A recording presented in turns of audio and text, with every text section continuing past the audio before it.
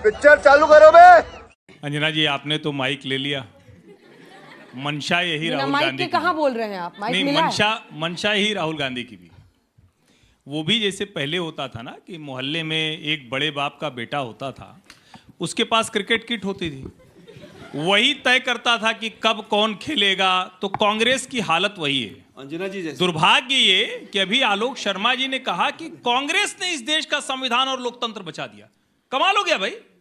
भारत की भूमिका सारा कुछ कांग्रेस बचाती है, यानी कांग्रेस को दिल्ली राजशाही ले आओ ना।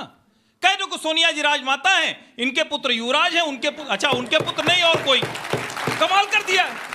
भारत जैसे देश में जो दुनिया में लोकतंत्र की जननी है, मदर ऑफ डेमोक्रेसी है, उसको आप ये सब सिखा रहे हैं।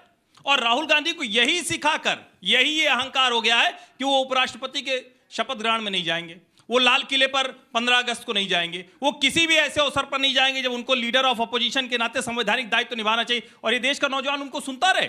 अब एक के घर में क्रिकेट किट नहीं होती, हर के घर में क्रिकेट किट है कि नहीं है? आज लोकतंत्र में सबको उसका अधिकार मिल गया है, इसलिए कांग्रेस को यह मुश्किल हो रही है। इसीलिए चाहते हैं कि उनकी ठेकेदारी बनी रहे, वो तय करें कि कौन नेता होगा। और ताश के पत्तों की तरह मुख्यमंत्री फेंटने वाली पार्टी के लोग लोकतंत्र बता रहे। इस देश में बार बार जब मन किया तब राष्ट्रपति शासन लगा दिया। और इतनी देर से मैं देख रहा हूं आलोक शर्मा जी जो भी बता रहे थे उसमें गांधी परिवार, गांधी परिवार, गांधी परिवार। उधारी के गांधी कब तक देश को ऐसे बताते रहेंगे भाई?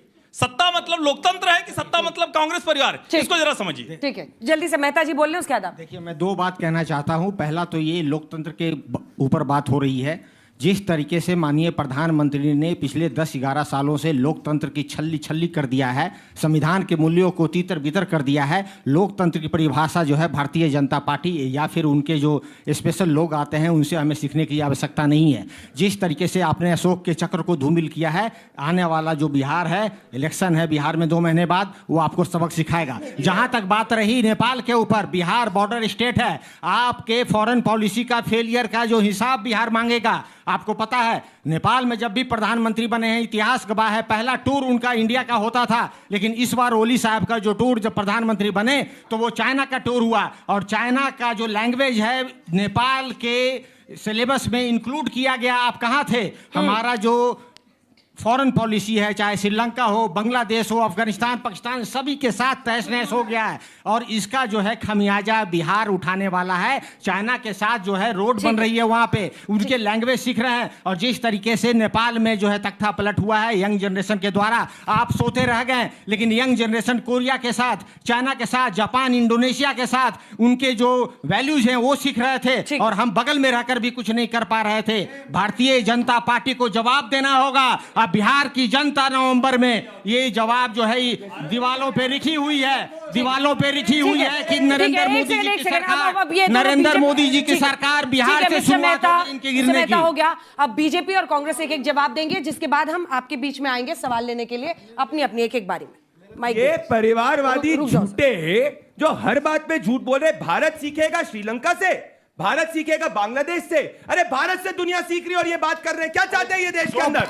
जो एक बात करिए, सुनिए, ये अशोक झूठे, आप सब युवा है, मुझे जो परिस्थितियां हैं अपनी बारी में बोलिए। आरजेडी वाले अशोक स्तंभ को बेकार कहने वाले इनका नेता तेजस्वी यादव, ये रहा वीडियो तेजस्वी यादव का, मैं आपको इस वक्त दिखाना चाहता हूं। सुनिए, जब इनसे पूछा गया ये बोल,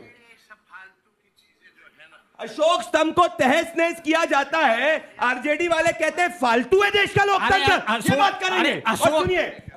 सुनिए, संविधान के मूल्यों को आप इस तरीके से बात मत कीजिए। ये झूठे कांग्रेसी इलेक्शन कमिश्नर झूठ बोल रहे थे।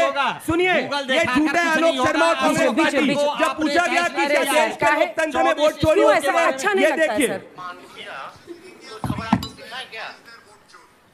मुख्यमंत्री है वो अपमान कर रहे हैं, एक बार नहीं 2 बार, वो तो खबर आप लोग चलाते नहीं। कहाँ का कौन क्या कर रहा है? ये ऑडियो आ रहा है, उसका ऑडियो आ रहा है। कुछ नहीं आता। मैं वापस से चलाऊंगा, माफी चाहता हूं, मैं एक बार वापस चलाऊंगा। ये देखिए, अरे दिमाग में कुछ है कि नहीं कि गूगल में ही है? अरे बेटा तुम तो लालटेन दे दिया बिहार को, मैं तो गूगल दे रहा हूँ, कम से कम जैसे आगे बढ़ेगा। लालटेन वाले बात करते हैं गूगल की, गूगल दूंगा, चैट जीपीटी दूंगा, तुम्हारे जैसे थोड़ी।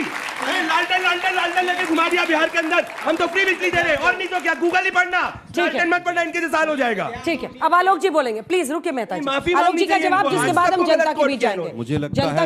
मुझे लगता है तीर कमान जिसके साथ चलते हैं वो लालटेन से भी पुराना है।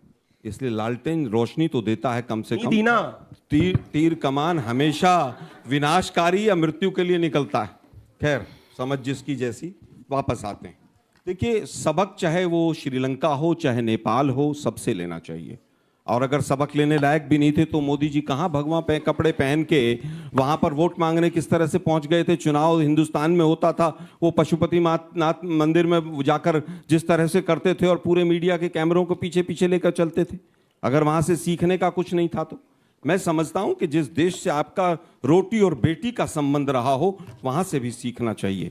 बांग्लादेश इसी भारत राष्ट्र का हिस्सा था, हम ही ने 2 टुकड़े किए थे, वहां से भी सीखना चाहिए।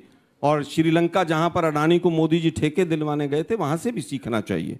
और यहां तक कि मालदीव से भी सीखना चाहिए, रशिया से भी सीखना चाहिए। जो फॉर्मर यूएसएसआर था, उसका जिस तरह से टुकड़े हुए, वो हम उतने मजबूत नहीं है जितना मजबूत वो था। और जो अगर सीखने की बात नहीं कहता हो, वो अहंकारी होता है। आज तक पर एक सर्वे चला था बिहार का ही, 34% बेरोजगारी मुद्दा है वहां पर, जहां पर इनकी 20 साल की सरकार है। और वहां पर 23% लोग वोट चोरी को बहुत बड़ा मुद्दा मानते हैं। बिहार में अगर ये 2 मुद्दे हैं तो हमें इनसे भी सबक लेना चाहिए।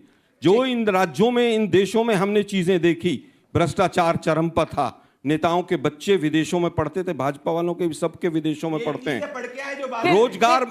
रोजगार मांगने पर लाठियां वहां भी पड़ती थी, यहां भी एसएससी के छात्रों को, आप लोग तालियां तो बजा रहे हैं इनकी बातों पर, लेकिन रोजगार मांगने पर एसएससी के विद्यार्थियों को लाठियां यहां भी पड़ती हैं, पटना में भी पड़ती हैं।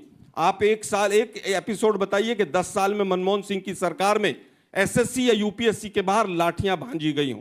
कारण क्या है कि नौकरी चोरी करते हैं, वोट चोरी करते हैं। अब बहुत विश्वास, लेट हिम कंप्लीट सर। दुर्भाग्य ये है कि आप दमन करके सरकार को चलाना चाहते हैं। इन देशों में भी दमन करके ही चलाया जा रहा था, इन देशों में भी कर्जा बढ़ा था, हमारे देश के अंदर भी कर्जा बढ़ा है। सीखने की बातें अगर किसी के अंदर वास्तव में बुद्धि होगी तो जरूर सीखना चाहेगा कि आगे से हमसे कोई गलती ना हो। सीखना चाहिए, सबक लेना चाहिए। अब विश्वास के साथ